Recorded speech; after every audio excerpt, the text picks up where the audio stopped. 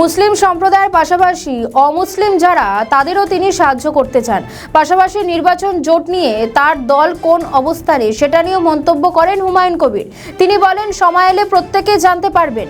এছাড়াও তার দল একটি সভা করবে। তিনি আরো কি বলেছেন শুনুন। আমার যেমন মসজিদ করার অধিকার আছে আমার কমের টাকায়, পাশাপাশি অমুসলিম যারা সনাতন ধর্মাবলম্বী মানুষ যারা তাদের মন্দির করার অধিকার রয়েছে। সে ব্যাপারে ওনারা, আমি যখন 2024 সালে ঘোষণা করেছিলাম তখন ওনারা সাগরদিঘিতে একটা প্রত্যন্ত গ্রামে একটা রাম মন্দিরের ভিত্তি স্থাপন করেছিল। পাশাপাশি আমি যখন 6 ডিসেম্বর এটা করেছি বাবরি মসজিদে, সেদিনকে আবার বহরমপুরের একটা জায়গাতে করেছে। আমার যদি কোনো সাহায্য তারা প্রার্থনা করে যে রাম মন্দির করার ক্ষেত্রে, আমি নিশ্চয় করব, আমার ট্রাস্টই করবে। আমার একবার শেষ প্রশ্ন সেটা হচ্ছে যে আপনি বাবা জোটের কথা বলছিলেন। আমাদের ভিডিও ভালো লাগলে লাইক ও শেয়ার করুন, কমেন্ট সেকশনে আপনাদের মতামত জানান।